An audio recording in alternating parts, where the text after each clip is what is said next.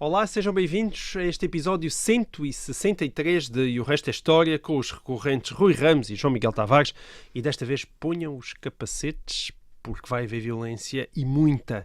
Foi em julho de 1942, há 80 anos, que Adolf Hitler assinou pessoalmente a ordem que levou o exército alemão a travar aquela que talvez possamos considerar, já se verá se o Rui concorda com isso ou não, a mais decisiva batalha da Segunda Guerra Mundial.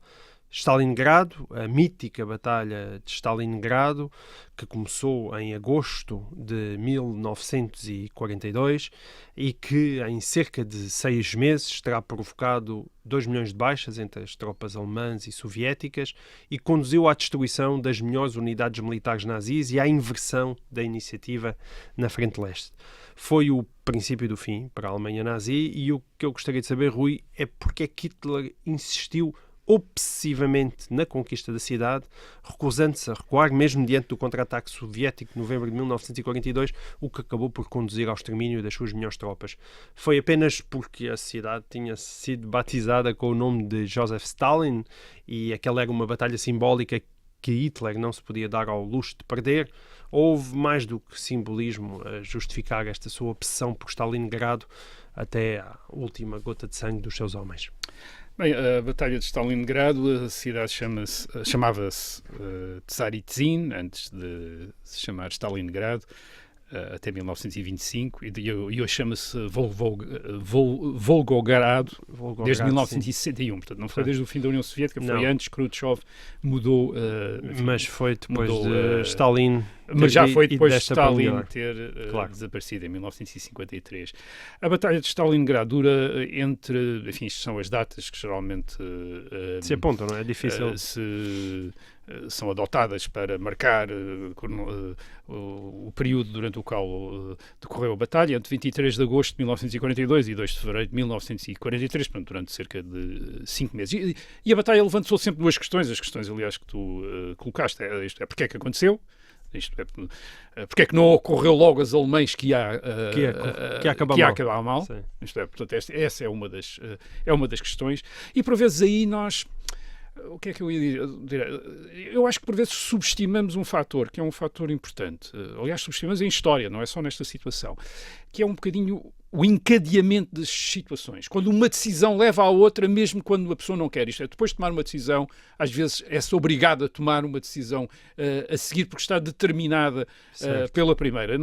E nós temos de lembrar aqui um bocado para perceber como é que o caminho que levou a Stalingrado ir ao princípio. Já falámos aqui do princípio o ano passado. Em junho de 1941, a Alemanha ataca a União Soviética com 3 milhões de homens e um plano. E o plano que aqui referimos, aliás, um plano um bocadinho oscilante, um bocadinho vacilante, mas havia ali um plano que era destruir os exércitos soviéticos na fronteira e ocupar as regiões da União Soviética produtoras de alimentos e de outras matérias-primas e daquelas de combustíveis. Estamos a falar da Ucrânia, não é? A Ucrânia e o sul da Rússia, sobretudo. Portanto, destruir os exércitos soviéticos em batalhas na fronteira e depois ocupar essas regiões da Ucrânia e do sul da Rússia, enfim, o celeiro, um dos celeiros da Europa e os campos de petróleo, sobretudo do Cáucaso. Portanto, não queria chegar a Moscovo no início. Hitler em 1941, Hitler tem um precedente, que é o precedente da invasão da Rússia por Napoleão cerca de 130 anos antes, em 1812. Que tudo o que era chefe militar estudava. Toda a gente estudava nas academias militares. O que é que tinha feito Napoleão? Napoleão tinha ido para Moscovo, tinha chegado a Moscovo, tinha estado em Moscovo, tinha incendiado Moscovo e tinha perdido a guerra. Quer dizer, a conquista de Moscovo não lhe tinha servido para nada. Portanto, Hitler e os generais... Hitler, sobretudo, não quer cometer o erro de Napoleão, que é avançar pela Rússia,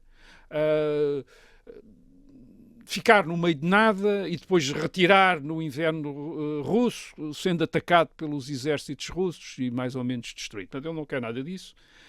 Quer, sobretudo, destruir o poder militar soviético e ocupar de maneira digamos, a a aproveitar aquelas regiões que para ele eram essenciais para os esforços de guerra. Exatamente. Para os esforços fundamentais para os esforços de guerra da Alemanha. Sim. E para a alimentação da Alemanha, quer dizer, mas, por exemplo, os campos de petróleo, então, do sul da Rússia, no Cáucaso, eram absolutamente fundamentais. Além disso, Hitler, em 1941, como aqui dissemos, subestimava imenso a União Soviética e julgava também que era possível destruir o poder militar soviético numa série de por causa batalhas. Das purgas de Stalin, não é? Sim, Stalin tinha mandado executar centenas, milhares de oficiais soviéticos e, portanto, a ideia era que os melhores generais, os melhores oficiais tinham sido liquidados por Stalin e o exército soviético seria extremamente aquilo que estava no terreno seria relativamente frágil. O que é que aconteceu? O que também falámos aqui, mas é bom lembrar, no outono de 1941, portanto, depois de 2 ou 3 meses de guerra na Rússia, os comandos alemães percebem que o plano não está a resultar. Eles tinham destruído. Eles avançaram muito rapidamente no início. Tinham avançado rapidamente e tinham destruído imensos exércitos soviéticos, tinham feito quase 3 milhões de prisioneiros. Portanto, agora, isso não tinha impedido Stalin de continuar a enviar exércitos contra as tropas alemãs. Portanto, eles já tinham ocupado a Ucrânia, uma parte da Ucrânia, da Bielorrússia, os Países Baixos, os países bálticos, perdão, mas parecia haver sempre mais exércitos soviéticos a vir, falámos aqui disso, e é nesse momento que o plano muda, isto é, que os comandos alemães convencem Hitler a mudar o plano e mudar o plano para um ataque a Moscovo. Portanto, no outono de 1941, o objetivo passa a ser Moscovo. Porquê? Porque as batalhas nas fronteiras não estão a resultar no sentido em que o poder militar soviético nunca mais desaparece. E, portanto, há a ideia de, bem, se conquistarmos a capital, o impacto da conquista da capital e até a própria Moscovo era também um centro importante de transportes. E, portanto, esperava-se com isso desarticular o Estado soviético, por um lado, e por outro lado o impacto, confiava-se também no impacto psicológico que isso poderia ter, isto é, obrigar Stalin a fugir de Moscovo e digamos, desacreditar um bocadinho o poder soviético. É isso que os alemães tentam a partir de outubro, novembro de 1941. O que é que acontece? Também já falámos disso. Em dezembro de 1941 estão diante de Moscovo. Algumas unidades chegam a avistar, segundo se dizia, as torres do Kremlin, mas estavam nos limites das suas capacidades operacionais, em pleno inverno. É um inverno russo, e sofrem um contra-ataque soviético que obriga o exército alemão a recuar. Eu não disse retirar porque é neste momento, dezembro de 1941, diante de Moscovo, que Hitler dá ordens ao exército alemão para não retirar. Esta ordem para não retirar tem mais uma vez a ver com as lições que Hitler julgava ter aprendido ao fazer as suas leituras sobre a campanha de Napoleão na Rússia em 1812. Tinha sido durante a retirada que o exército de Napoleão tinha sido destruído. Porque uma retirada é sempre a pior operação que pode fazer um exército. Está a ser atacado e está ao mesmo tempo a retirar, a perder armamento, desarticular-se, sem iniciativa. E, portanto, Hitler dá às suas tropas as instruções para fiquem onde estão. E é isso que o exército alemão faz e é isso que explica ou antes, foi assim que se explicou o facto do exército alemão não se ter desfeito na Rússia logo em dezembro de 1941. Isto é, a convicção é que é esta ordem de não retirar que Hitler deu que permitiu salvar o exército alemão na Rússia. Isto é fundamental para perceber depois a campanha de Stalingrado em 1942. Portanto, no princípio de 1942, os alemães continuam bem dentro da União Soviética.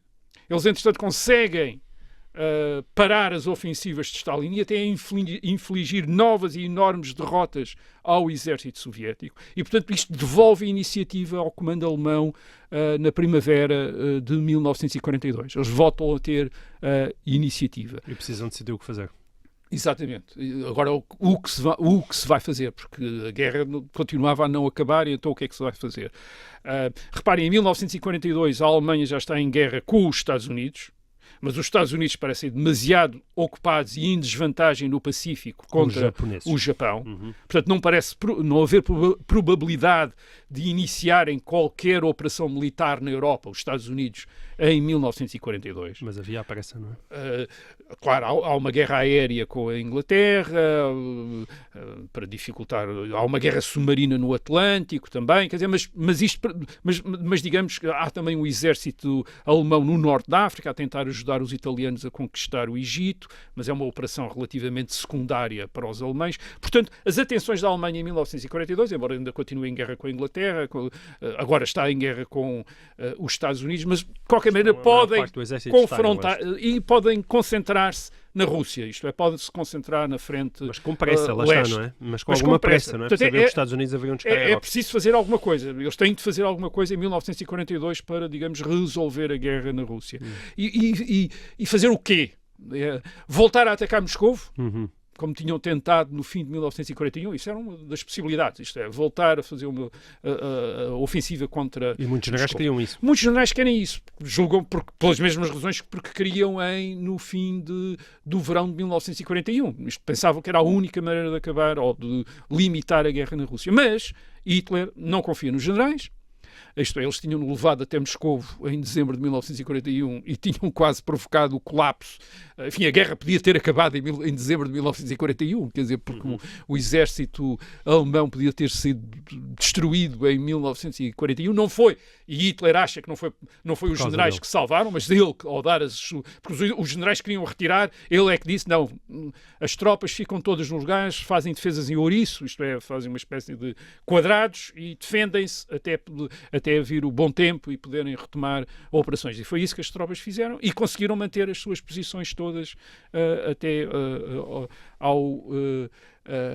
até à primavera de 1942. E, portanto, Hitler julga bem, não, vamos voltar à minha ideia, quer dizer, à minha ideia inicial, que nunca foi conquistar Moscovo, mas fazer operações para destruir forças militares soviéticas e, sobretudo, conquistar as regiões produtoras das matérias-primas que interessam à Alemanha para continuar a guerra em 1942. E esses centros produtores de matérias-primas estão no sul da Rússia e no Cáucaso e, portanto, é isso que Hitler toma como prioridade. É uma prioridade, por um lado ele pensa, bem, se eu conquistar os campos de petróleo e estas zonas de matérias-primas, o poder militar soviético também se vai ressentir. Portanto, é uma forma também de enfraquecer imenso a União Soviética e, por outro lado, são recursos importantes para a Alemanha poder continuar a guerra. Aliás, algum dos seus oficiais, embora estas citações às vezes são duvidosas, mas ele diz mesmo, se eu não conquistar os campos de petróleo do Cáucaso em 1942, tem de acabar. Esta guerra tem de acabar. Isto eu não vou poder continuar a guerra. Não vou poder continuar a guerra, porque a Alemanha está dependente do petróleo, que é sobretudo da Roménia, portanto também está muito próximo da União Soviética, que é complicado, e depois usa também combustíveis sintéticos que são menos eficazes. Portanto tem um problema de abastecimento de combustíveis graves para uma potência que está em guerra, não apenas com a Rússia, mas também com a Inglaterra e já agora também com os Estados Unidos, isto é, com quase o mundo inteiro, e precisa destes recursos. Portanto, a operação que é decidida por Hitler, enfim, e depois que os seus generais vão executar em 1942, é a chamada Operação Azul, Fall Blau, Caso Azul, aliás, que é assim que se devia chamar, a Operação Azul, que devia ter começado em 7 de maio de 1942, mas só começa em 28 de junho, aliás, como a Operação Barbarossa, que também foi atrasada, portanto, aqui depois os azares fazem sempre atrasar tudo, mas que faz um bocadinho, é a maneira de continuar a guerra iniciada no verão de 1941. Quer dizer, portanto, voltar a este plano inicial. Ora bem, agora perante isto, portanto, esta é a decisão. Sim. Perante isto, nós sabemos como é que acabou, não é? Quer dizer, acabou mal. Nós sabemos como é que acabou. E isso, às vezes, torna difícil analisar as decisões. Isto é, porque nós sabemos o resultado e, portanto, dizemos, bem, mas eles estavam a entrar a ir fazer uma asneira. Agora, inicialmente as coisas começaram a correr muito bem.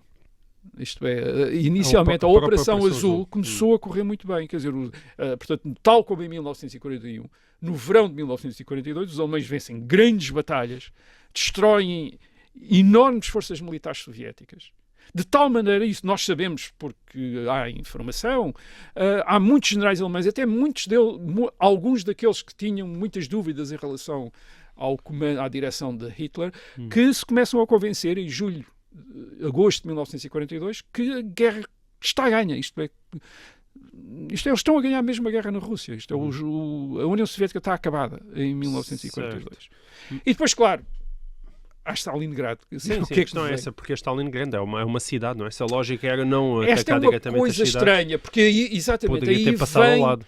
Aí vem um bocadinho contra uma das regras que Hitler tinha estabelecido também para a invasão da União Soviética, que era evitar conquistas de cidades.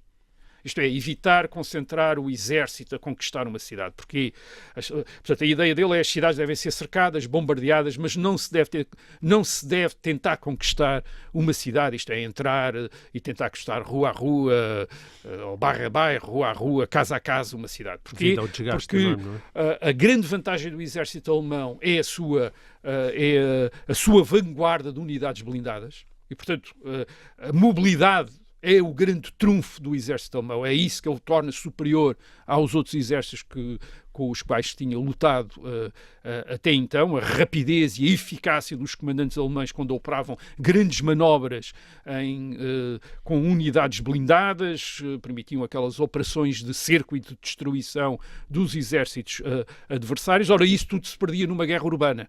Já numa guerra entre bairros e praças, etc., essa vantagem da mobilidade perdia-se completamente e, portanto, não era interessante, digamos, não era uma coisa originalmente interessante e, sobretudo, no caso de Stalingrado, que era uma cidade muito grande. Não era uma cidade pequena, quer dizer, que pudesse ser conquistada. Era uma cidade de 400 mil habitantes, tinha uma superfície muito grande, era um grande centro industrial, tinha imensas fábricas, aliás, não é? Etc. Como nós vimos agora recentemente na guerra da Ucrânia, como são boas para se refugiarem lá. Exatamente, com imensos recursos para subterrâneos, etc. Exatamente como vimos no Azovstal, aliás, acontece o mesmo em Stalingrado, isto é, as fábricas são usadas depois pelo exército soviético como centros de resistência. Agora, em julho de 1942 e depois em agosto começa-se de facto a tentar conquistar Stalingrado, por decisão de Hitler, o que até fez outra coisa, fez com que as forças alemãs que estavam a progredir no sul se dividissem em duas. Isto é, uma parte, o 6º Exército e o 4º Exército Panzer ocupam-se de Stalingrado e outra força continua a avançar para o Cáucaso, que é o 17º Exército e o 1º Exército Panzer, quer dizer, blindados, quer dizer, portanto continua a avançar para o Cáucaso. Agora, porquê conquistar Stalingrado? Quer dizer, a ideia por causa do nome da cidade, quer dizer, uma coisa simbólica, conquistar a cidade que tem o nome de Stalin. Provavelmente isso não terá tido muita importância.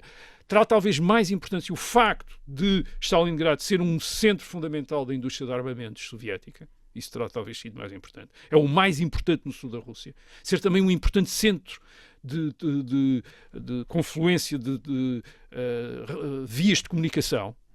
Portanto, Stalingrado no rio Volga, vias ferroviárias, fluviais, quer dizer, é um grande centro, portanto, determina de alguma maneira o acesso ao Cáucaso. Portanto, para quem está a conquistar o Cáucaso é importante ter Stalingrado. Mas por uma outra razão. É verdade que ao tentar conquistar Stalingrado, o exército alemão perdeu algumas das suas vantagens, mas ao mesmo tempo fixou forças soviéticas, isto é, criou ali um ponto em que os exércitos soviéticos se fixaram, isto é, em que a guerra se fixou ali, para permitir o avanço em relação ao Cáucaso e ao campo de petróleo. Portanto, de alguma maneira, a conquista de Stalingrado é a confissão, é uma confissão dos comandos alemão de que a operação em direção ao sul tinha muitos perigos, muitos riscos. Uma delas era a extensão das linhas de comunicação que precisavam de ser protegidas de ataques soviéticos vindos do norte. E, portanto, era preciso manter uma parte do exército. uma parte do exército ali na zona de Stalingrado para permitir a outra parte avançar até ao Cáucaso. E essa pode ter sido, portanto, uma das razões para, de repente, se estabelecer ali aquele nódulo, quer dizer, aquela fixação da guerra ali, que era para permitir a uma parte do exército para avançar em relação ao Cáucaso. Que cidade é essa? Stalingrado, em termos de dimensão? Tu já explicaste alguma coisa? Mas... É uma cidade... É a maior cidade russa no sul, digamos, na direção ao Cáucaso, no rio Volga. O Volga é o principal rio da Rússia, uma das principais vias de comunicação na Rússia. Portanto, Stalingrado fica na margem ocidental do rio Volga. O que se passa depois Portanto, é uma cidade grande, 400 mil habitantes, já disse aqui, é uma cidade... A maior parte não foi... Atenção, a maior parte não está na cidade durante a batalha. O que quer dizer que morre na cidade durante a batalha porque os soviéticos, Stalin não dá ordens de evacuação da cidade. Já tínhamos visto isso parcialmente em relação a Leningrado. A Leningrado, portanto, a população fica, dos 400 mil, há uma parte que são deportados pelos alemães para a Alemanha, usados como mão de obra. A maior parte fica em Stalingrado e no fim da batalha, em fevereiro de 1943, pensa-se que estarão vivos cerca de 60 mil. Portanto, dos 400 mil, se pensarmos que 30 mil poderão ter ido para a Alemanha, portanto, uma grande parte da população... 3/4 da população provavelmente terá... A batalha desenrola-se mesmo dentro do perímetro urbano enfim, nos arredores e no perímetro urbano de Stalingrado. Basicamente, a geografia é a seguinte: os alemães, portanto, avançam vindos do Ocidente, portanto, estão na margem ocidental do Volga. Os soviéticos estão, sobretudo, na margem oriental. Portanto, Stalingrado fica na margem ocidental. Portanto, os alemães vão conquistando Stalingrado e os soviéticos, a partir da margem oriental, vão tentando abastecer, enviando exércitos, isto é, forças militares, para dentro de Stalingrado. O rio em frente de Stalingrado, enfim, há contextos às vezes diferentes, mas terá cerca de um quilómetro de largura. Portanto, é uma extensão grande, é uma extensão... assim, um bocadinho como provavelmente o Mar da Palha em Lisboa, talvez. Portanto, uma extensão relativamente grande, enfim, que os soviéticos usam para tentar chegar a Stalingrado, para onde enviam reforços. A batalha é terrível. Stalin dá a ordem de não retirar também. Portanto, tanto Hitler como Stalin, as mais frequentes ordens que eles davam aos seus exércitos era para não retirar. Há mesmo companhias da polícia política comunista, o NKVD, que executam todos os soldados soviéticos que recuam, isto é, que deviam estar na frente e de repente aparecem. Umas vezes é porque os alemães pura e simplesmente destruíram as suas unidades, eles escaparam. São apanhados e são executados pelo NKVD para dar o exemplo a todos os outros combatentes de que quem não combate até ao fim, quer dizer, até à morte, morre quando chega atrás. Isto é, o NKVD, a polícia comunista, executa-os. Os sacrifícios são enormes, enfim, quer do lado alemão, mas quer do lado soviético. Por exemplo, há a história de uma divisão soviética, uma divisão de infantaria ligeira, 10 mil homens, que entrou em combate na estação de comboios de Stalingrado no dia 15 de setembro de 1942. Só no primeiro dia tem 30% de baixas, logo, enfim, quase um terço fica logo fora de combate no primeiro dia, e ao fim de poucos dias, uma ou duas semanas, dos 10 mil homens estão vivos 320.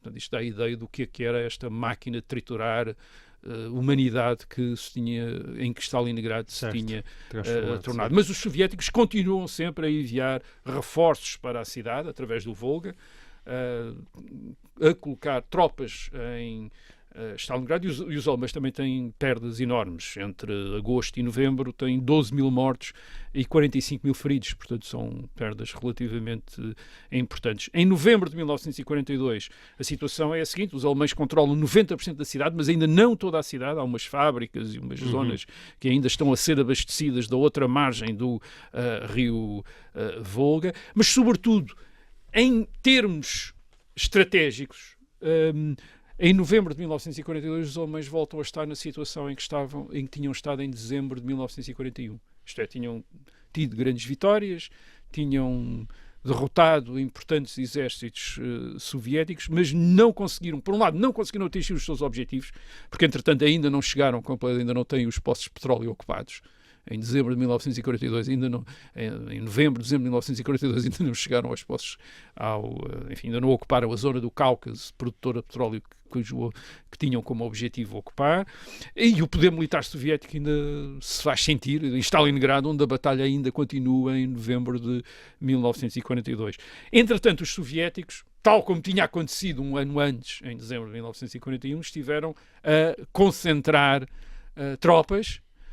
Eles têm, de facto, uma capacidade enorme de mobilizar, criar novos exércitos a partir da sua população. E o general Zhukov, mais uma vez Zhukov, que tinha sido também o comandante em frente de Moscou em dezembro de 1941, vai ser também o comandante, é o general em que Stalin confia. Aliás, é um dos poucos generais que às vezes consegue criticar Stalin, portanto, mas Stalin confia nele. E, portanto, é Zhukov que, em novembro de 1942, também está encarregado de dirigir as tropas, enfim, encarregado de dirigir as tropas no sentido geral, o comando-geral nesta frente sul. Ele consegue Zhukov consegue juntar cerca de 1 milhão de homens, quer dizer, à volta de Stalingrado.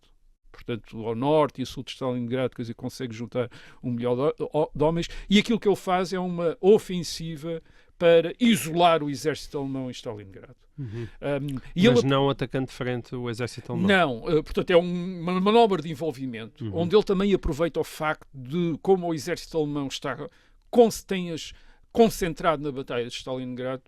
Houve uma tendência para as melhores unidades militares alemãs serem levadas para a frente de combate e os seus flancos, os flancos estarem guarnecidos por tropas aliadas dos alemães, porque na Rússia os alemães têm aliados que são os romenos. Portanto, há exércitos romenos, há exércitos húngaros, a Hungria também é aliada da Alemanha, e italianos. A Itália de Mussolini é aliada da Alemanha e também tem tropas na Rússia. E são estas tropas húngaras, italianas e romenas que acabam por estar a fazer, digamos, a defender os flancos do exército alemão que está ocupado na conquista de Stalingrado. E isto é uma vantagem para os soviéticos, uma vez que estas tropas não têm a qualidade, isto é, enfim, é aceito por toda a gente, pacificamente, mesmo os próprios italianos, romenos e húngaros, não têm a qualidade do exército alemão. Já não têm a resiliência, não têm a capacidade de combate do exército alemão. E, portanto, quando são atacadas, tendem a entrar em colapso. Apesar de tentarem reagir, eles não fogem, tentam combater também, mas não resistem ao ataque soviético. Os soviéticos, nesta altura, têm uma vantagem grande, têm uma vantagem em relação às tropas alemãs. Têm uma mobilidade, têm uma maior mobilidade que o exército alemão, e essa mobilidade vem da ajuda norte-americana. Os norte-americanos fornecem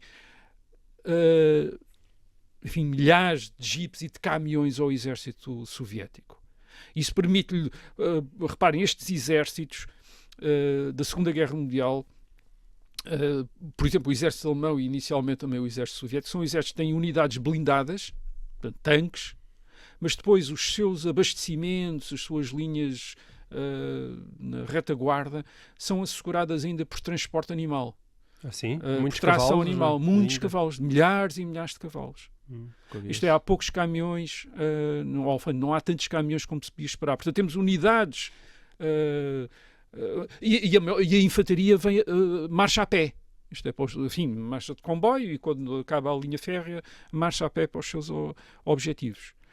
O exército americano, por exemplo, já é um exército totalmente mecanizado, digamos, que, enfim, há tanques à frente e caminhões e jipes atrás, e a partir de dezembro de 1941, uma das coisas que os Estados Unidos fazem é fornecer estes elementos ao exército soviético. E, portanto, o exército soviético já tem uma capacidade de mobilidade maior do que o exército alemão, que, aliás, e depois o exército alemão também tem um problema com a sua total mecanização, é problemas de combustível, quer dizer, tem acessos restritos ao combustível, que tem de ser, digamos, racionado a favor da Força Aérea e das unidades blindadas, e, portanto, não dá para ter todas aquelas unidades móveis, mecanizadas na retaguarda para transportar soldados e para transportar munições e transportar abastecimentos. O que acontece, portanto, em novembro de 1942 é que há esta ofensiva soviética e, basicamente, os soviéticos conseguem cercar em Stalingrado 290 mil soldados do 6º Exército e do 4º Exército de Panzer, num perímetro de cerca de 60 km por 40 km. Destes 290 mil soldados, 210 mil são alemães, o resto são romanos, italianos e muitos soviéticos. Há muitos soviéticos que estão a lutar ao lado da Alemanha nesta altura. Tropas auxiliares, cerca de 60 mil combatentes soviéticos. Sim, isto é, ucranianos, russos, portanto, cidadãos soviéticos que estão do lado alemão. O que está cercado em Stalingrado é, portanto, o equivalente a cerca de, enfim, assim por cima, cerca de 10% do exército alemão na Rússia, quer dizer, o que é muito. Aliás, os soviéticos não sabem isso. Os soviéticos julgam que tinham cercado cerca de 80 ou 90 mil soldados alemães e depois ficam espantados quando percebem que, afinal, têm em Stalingrado cercado um exército alemão daquele tamanho. Incluindo com o Marshal, não é? Depois, mais tarde, em janeiro de 1943, já com o Marshal. Agora, a questão levanta-se, a outra questão que se levanta em relação a Stalingrado, que tu também levantaste, mas então, quando perceberam isto, porque é que não retiraram imediatamente? Quer dizer, isto é, porque quando os alemães perceberam que estavam, em novembro de 1942, que tinham, enfim, porque é que não tentam romper o cerco e retirar para o Ocidente? Bem, em primeiro lugar, porque uma retirada implicava riscos enormes. Como tu já explicaste. Como já explicaste, tal como em 1947. Isto é, por exemplo, o exército teria de abandonar todo o material pesado para uma retirada. Além disso, não tinha combustível suficiente, porque não tinha combustível suficiente para trazer. Portanto, praticamente eram os soldados com as suas armas ligeiras que teriam de retirar. Segundo, e mais importante, o que é que estava a fazer aquele exército em Stalingrado? Estava a dar cobertura para o exército que estava no Cáucaso. O que quer dizer que, para salvar o exército de Stalingrado, deixava-se isolado, cercado o exército no Cáucaso. Portanto, na prática era escolher entre um exército e outro, quer dizer, o que é que se perdia, quer dizer, portanto, não havia ali já não havia uma boa decisão ali, quer dizer, para salvar um exército, perdia o exército no Cáucaso. O exército do Cáucaso começa a retirar. Portanto, não é verdade que Hitler depois não tivesse impedido a retirada, mas em dezembro de 1943 o exército do Cáucaso começa a retirar. E, portanto, o exército de Stalingrado, na prática, tem de ficar em Stalingrado para o outro exército poder retirar. Terceira razão. Hitler, em 1941, tinha dado ordem de não retirar e tinha julgado que tinha tido razão. Certo. E, portanto, mais uma vez aqui, parece que vai ter razão. E, sobretudo, porque há outros conselheiros militares de Hitler que lhe dão elementos que parecem justificar a ideia de, enfim, a opção de manter o exército em Stalingrado mesmo cercado. Sim. É, por exemplo, Hermann Göring, o chefe da Força Aérea, que lhe diz que pode abastecer o exército a partir do ar. O exército precisava cerca de, pelo menos, entre 500 e 700 toneladas entre alimentos, munições, combustível por dia. Certo, uma enormidade. Mas Göring diz, não, a Força Aérea Alemã faz isso sem grandes problemas. Um outro general, Manstein, diz-lhe, que está no sul da Rússia, diz-lhe que também não se preocupe, que ele vai romper o cerco. Isto é, vai estabelecer uma ponte de contacto com o exército alemão em Stalingrado. Curiosamente, Manstein, depois da guerra, diz que não disse nada disso, mas há documentos que diz que disse, porque depois os generais alemães tentam culpar Hitler de tudo aquilo que correu mal, dizendo, nós na altura dissemos logo que ele não devia fazer isso. Só que às vezes deixaram documentos para trás em que eles estão a dizer a Hitler, sim, tudo bem, não há problema nenhum, força. E depois havia um precedente também. Havia um outro precedente. Na frente norte, na frente de Leningrado, a sul de Leningrado, num lugar chamado Demyansk, No inverno de 1941-42, um exército alemão de 100 mil homens, portanto um exército também grande, Sim. tinha estado cercado entre fevereiro e maio de 1942. E tinha sido, enfim, não era um exército tão grande como em Stalingrado, mas ainda era um exército grande. E tinha sido abastecido por ar, pela Força Aérea, tinha resistido e o cerco tinha-se depois rompido em abril, maio de 1942. Portanto, também havia esse precedente para explicar, não, a melhor opção é manter o exército em Stalingrado, até a resistir, até mais tarde. Mas a verdade é que praticamente não havia mesmo melhor opção. Quer dizer, isto é, não havia outra opção possível. Quer dizer, e, portanto, era mais uma espécie de vamos ver se resulta. E não resultou. Certo. E não resultou. Primeiro, porque os abastecimentos não chegaram. Isto é, a Força Aérea só conseguiu garantir, e durante algum tempo, 100 toneladas por dia em vez das 500 ou 700 que eram precisas. O inverno é terrível. Enfim, mas isso já se sabia. Certo, o exército é tremendo. E os soviéticos vão apertando o cerco porque vão também depois tentando conquistar, limitando o perímetro à volta de Stalingrado. Pior, a guerra começou a mexer-se noutras frentes. Incluindo na Europa. Em novembro de 1942 é o desembarque dos americanos no norte da África. Sim, talvez falemos disso aqui mais à frente. Em Marrocos e na Argélia. Portanto, os americanos começam a sua guerra de infantaria no Mediterrâneo, a aproximar-se da Europa. E o que é que isto faz? Faz com que haja necessidade da parte da Alemanha de desviar uma grande parte da força aérea para o Mediterrâneo. Isto é por causa desta ameaça americana no Mediterrâneo.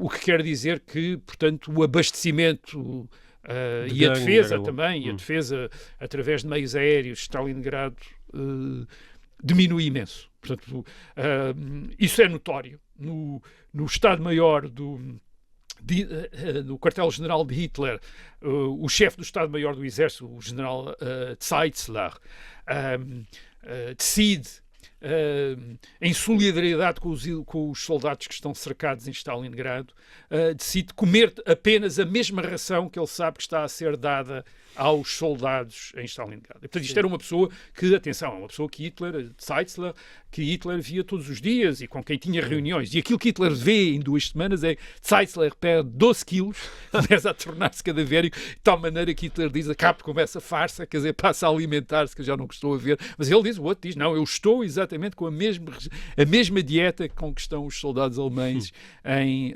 Stalingrado. Mas isso está a ideia daquilo que eles estavam lá a sofrer. O que é que acontece? Bem, os soviéticos vão apertando, um exército alemão sem abastecimentos, com dificuldades cada vez maiores em combater, até de munições, quer dizer, está a ter dificuldade em ter munições, perdeu completamente a sua mobilidade, qualquer mobilidade, isto é, aliás, já não tem combustível para tanques nem para nada. Em 22 de janeiro de 1943, perde os últimos 2 grandes campos de aviação que tem em Stalingrado, portanto, basicamente depois há uns lançamentos de paraquedas, mas deixa de ter haver a ponta aérea que tinha havido até então, embora limitada, e entre 1 e 2 de fevereiro de 1943 o comando do exército alemão em Stalingrado rende-se. Ainda há 11 mil soldados alemães que continuam a resistir mais um mês na cidade, porque o exército, entretanto, está tão fragmentado que há outros grupos militares que ou não sabem da rendição ou tentam lutar. Dos 210 mil soldados alemães que foram inicialmente cercados, os soviéticos aprisionam 105 mil, portanto, cerca de metade. O que é que aconteceu à outra metade? Bem, à outra metade, cerca de 60 mil morreram em combate, tinham morrido em combate já, ou com frio, enfim, com doenças, e 35 mil tinham sido evacuados por ar, entretanto, quer dizer, enquanto houve a ponte aérea. Agora, destes 150... ficou, não é? Destes 105 mil prisioneiros, é impressionante este número, só 5 mil sobrevivem. Isto é, 10 anos depois, em 1955, há apenas 5 mil sobreviventes que regressam dos campos de concentração soviéticos à Alemanha. E, portanto, o resto morreu nas marchas para os campos de concentração soviéticos e nos campos de concentração soviéticos por maus tratos. Atenção, os prisioneiros de guerra soviéticos eram tão maltratados pelos alemães como os prisioneiros alemães na União Soviética. Agora, a outra grande questão é que consequências é que teve a Batalha de Stalingrado em termos da Segunda Guerra Mundial? Bem, a propaganda soviética e a propaganda aliada, americana e inglesa, faz uma grande festa com a vitória, como é compreensível. Havia o mito de que os alemães eram invencíveis, e foi muito importante provar que eles podiam ser derrotados e derrotados em grande escala. Até então o exército alemão parecia vencer todas as campanhas. Eles de facto não eram invencíveis, os alemães já tinham sido derrotados em dezembro de 1941 na Rússia, tinha sido uma grande derrota. Aquilo que tinha acontecido em dezembro de 1941 na Rússia, em frente a Moscou, tinha sido uma grande derrota alemã, que só não tinha sido uma catástrofe gigantesca, porque, bem, uma das razões que Hitler tinha dado aquela ordem para não retirar. Se estivessem retirado, provavelmente tinha-se desfeito bastante. Mas tinham sido derrotados também na Rússia, no norte da África, na mesma altura, no fim de 1941, pelos ingleses. Iam ser derrotados outra vez, ao mesmo tempo de Stalingrado, na Batalha de Alamein, entre outubro e novembro de 1942. Aliás, uma batalha que liquidou a possibilidade dos alemães e dos italianos conquistarem o Egito. Portanto, não foi a única derrota, mas foi uma derrota importante. Isto é, um exército tão grande de ter sido derrotado, ao contrário dos outros exércitos mais pequenos. Mas, portanto, isto teve este impacto muito grande em termos de propaganda, mas não criou imediatamente para as forças alemãs no leste, na Rússia, uma situação catastrófica.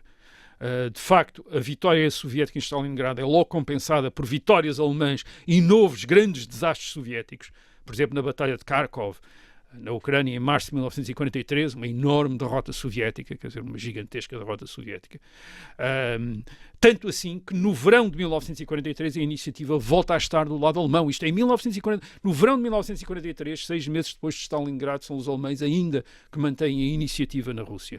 Com opções diminuídas em relação a 1941 e 1942, mas ainda com algumas opções. Portanto, qual foi o principal impacto? O principal impacto, creio que não é apenas em termos da destruição do mito da invencibilidade, é em termos da possibilidade dos alemães virem a ganhar a guerra. Em 1942, 43, em Stalingrado, percebeu-se que os alemães não vão ganhar a guerra na Rússia. Ainda não está garantido que vão perder, necessariamente, mas de repente torna-se claro que não vão ganhar. Isto é, eles já tiveram digamos que já fizeram duas apostas no verão de 1941, no verão de 1942, para ganhar a guerra na Rússia. E nunca conseguiram em 1943. Aquilo que vão fazer, enfim, se calhar vamos falar disso daqui a um ano, é tentar, digamos, equilibrar a situação na frente, mas já sem a possibilidade de virem a ganhar a guerra na Rússia. O acrescento ainda na questão enfim, na prática, como é que a Alemanha perde a guerra? A Alemanha perde a guerra não por causa da derrota numa batalha ou noutra. Isto não é a batalha de Stalingrado que faz a Alemanha perder a guerra. É a guerra, e no caso da Rússia, então isso é notório, é a guerra no seu todo. Porquê? Porque esta é uma guerra que se tinha tornado uma guerra de desgaste. Isto é, de consumo de homens e de material. E, portanto, basicamente ia ganhar quem tivesse possibilidade de repor os homens e o material que se ia perdendo. Certo. E é notório que quando a guerra se torna uma guerra de desgaste, quem tem mais recursos não é a Alemanha, é a Rússia. E, portanto, a possibilidade da Rússia acabar por prevalecer no fim, torna-se muito grande a partir de 1943. Isto é, quando a Alemanha não consegue ganhar com aquele golpe, de um só golpe, como pensou em 1941, como pensou em 1942, e portanto a guerra fica numa guerra de desgaste, a Alemanha está destinada a perder a guerra, e é isso que vai acontecer. Reparem, mesmo em Stalingrado, os soviéticos perdem mais homens do que os alemães. Os alemães tiveram 400 mil baixas. Os soviéticos tiveram 1 milhão de baixas em Stalingrado. Portanto, isto é, no conjunto, quer dizer, a derrota alemã custou muito mais à União Soviética do que à Alemanha. Só que a União Soviética pode repor este 1 milhão de homens e os alemães têm dificuldade em repor mais 400 mil homens. Portanto, digamos que com ou sem Stalingrado, a relação de forças estava a pender quanto mais a guerra durasse, mais ia pender para o lado soviético. O que é que faz então o comando, enfim, a direção política e militar alemã a partir de Stalingrado. Por um lado, tenta conceber, quer dizer, o que tenta é fazer subir também o custo da guerra para os aliados. Isto é convencer os aliados, sim, vocês talvez tenham mais recursos do que nós e talvez possam vencer, mas isso vai-vos sair a um preço gigante. Uhum. E há duas coisas importantes a seguir a Stalingrado nesse sentido. É a ideia da guerra total. Isso é uma ideia que Joseph Goebbels, que é o ministro da propaganda de Hitler, e não é só o ministro da propaganda, é um dos principais líderes nazis, ele lança logo, dias depois de Stalingrado, a 18 de fevereiro de 1943, há um grande comício em Berlim, no Palácio dos Desportos, e Goebbels faz este apelo a guerra total. Isto é, a Alemanha tem de se envolver na Segunda Guerra Mundial totalmente, com todos os recursos, toda a sociedade alemã. Isto é uma coisa curiosa, porque até então, estamos em 1943, no quarto ano de guerra, mas Hitler tinha tido o cuidado até então de tentar manter algum nível de normalidade na sociedade alemã. Isto é, restaurantes abertos... Enfim, coisas assim, sim, uma certa vida normal, até porque as crianças não eram recrutadas, nem os velhos a partir de uma certa idade. Quer dizer, havia as senhoras estavam em casa, quer dizer, havia a ideia de que era possível ganhar, de que Hitler estava a propor à sociedade alemã campanhas que os alemães podiam tolerar, ganhar sem um transtorno enorme. Enfim, com algum transtorno. Havia mortes, havia guerra, mas sem um transtorno enorme. E isto em grande medida porque os nazis sabiam que estas guerras não eram totalmente populares na Alemanha. Por exemplo, a guerra com a Rússia foi vista logo desde o princípio, e isso sabemos através dos próprios inquéritos feitos pelo Estado nazi. Sabemos que a decisão de Hitler de atacar a União Soviética deixou os alemães muito apreensivos, quer dizer, isto é, sobre o que é que ia acontecer. Depois as vitórias, de repente, equilibraram, mas quer dizer, a Alemanha, aliás, desde logo ao princípio, desde 1939, a opinião pública alemã teve sempre muitas dúvidas sobre esta guerra contra toda a gente. Reparem que isto é uma sociedade que tinha vindo do traumatismo da Primeira Guerra Mundial, da derrota da Primeira Guerra Mundial, em que tinha tentado lutar contra todos e tinha perdido. E agora Hitler estava a colocá-los outra vez na mesma situação. Portanto, Hitler tem de lhes dar a ideia de que não, isto não é a mesma coisa que a Primeira Guerra Mundial. E uma das maneiras foi tentar manter alguma normalidade, sim, até por contraste com as grandes dificuldades que os alemães tinham sentido durante a Primeira Guerra Mundial, dificuldades de abastecimento enormes, etc. Portanto, Hitler estava a tentar manter uma sociedade normal. Ora bem, o que Goebbels veio dizer em fevereiro de 1943, isso acabou-se. Agora é tudo para a guerra. A sociedade alemã vai ter de se voltar totalmente para a guerra. E era também importante, e isso também foi importante, o que aconteceu em Stalingrado. Isto é, a derrota teve para Hitler um sentido duplo. Quer dizer, por um lado era uma derrota, mas por outro lado a maneira da derrota era importante para Hitler. Isto é, a ideia de que o exército alemão em Stalingrado tinha lutado até ao fim. Não se tinha rendido, quer dizer, tinha lutado até ao fim. Que não aconteceu. E isso para Hitler era muito importante. Isto é, ele admitia que alguns soldados pudessem entrar em colapso e render-se, mas esperava que o comando nunca aceitasse condições de rendição. E, aliás, Paulus, ao princípio, é ambíguo sobre se aceitou a rendição ou não aceitou a rendição. Quer dizer, enfim, é ambíguo. Mas para, digamos, encorajar o general Paulus, que era o comandante do 6º Exército em Stalingrado, a comportar-se dessa maneira, isto é, nunca admitir a rendição, o que Hitler faz poucos dias antes do fim é nomeá-lo, promovê-lo a marechal no Exército Alemão. Esta promoção a marechal era quase um convite a Paulus para o suicídio. Quer dizer, porquê? Porque nunca, até então, um marechal do exército prussiano e depois do exército alemão tinha sido feito prisioneiro pelos inimigos. De vez em quando tinha acontecido a uns generais, mas nunca a um marechal. E, portanto, ele estava à espera que Paulus, com esse precedente, lutasse até ao fim. E aquilo que acontece é que Paulus deixa-se capturar, pelo menos, quer dizer, é assim. depois até passa a colaborar com os soviéticos. E isso para Hitler é um sinal terrível, quer dizer, é um sinal de que não pode esperar do exército, ao fim, uma dúvida em relação, não pode esperar dos oficiais superiores aquela dedicação total de que ele acha que é necessária para ainda sair, poder esperar sair da guerra com algum, enfim, numa posição que não seja de derrota total.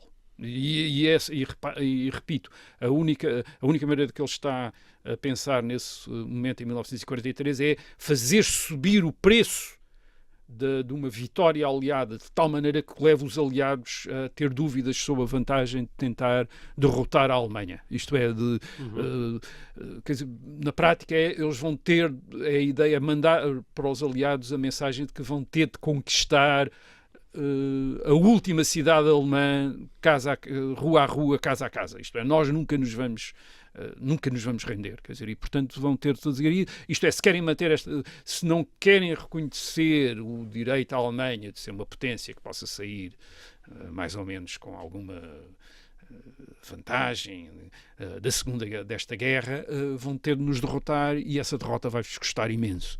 É um bocadinho a mesma lógica do Japão a partir de 1942. Isto é, aumentar o preço, e isso pressupõe incutir nas forças militares um desespero, uma vontade de lutar até ao fim, de lutar até ao último homem, até à última bala, de nunca se render, incutir isso. Curiosamente, Stalin também tinha incutido isso nas forças soviéticas, até de uma maneira brutal, e de alguma maneira Hitler consegue criar esta psicologia nas forças alemãs, que até maio de 1945 continuam a lutar numa situação que outros exércitos teriam desistido. E Stalingrado serve-lhe para isso. Aliás, a maneira como a derrota depois é comemorada na Alemanha, isto é, eles, durante algum tempo, os meios de comunicação alemães, controlados pelos nazis, escondem a situação em Stalingrado, mas depois, quando reconhecem a derrota, reconhecem-na totalmente. Isto é, do género, eles morreram todos. Aliás, até tornam até mais grave ainda a derrota do que foi, no sentido do género, o 6º Exército de Stalingrado lutou até ao fim. Os oficiais, os soldados, aliás, aquela grande manchete do órgão de imprensa do partido nazi, que é morreram para aquela Alemanha viva, quer dizer, que é a Batalha de Stalingrado chegou ao fim, eles morreram para aquela Alemanha viva. Portanto, criam-se à volta, isto é, de alguma maneira, depois a propaganda nazi tenta também usar Stalingrado a seu favor. Eis o exemplo de um exército alemão que prefere lutar até ao fim desesperadamente em vez de se render. Agora havia o azar de Paulus estar vivo em Moscovo e depois até a falar na rádio soviética contra a política de guerra de Hitler. Muito bem, e assim termina esta batalha de Stalingrado. Nós voltamos de novo para a semana e esperamos que esteja aí desse lado. Até lá.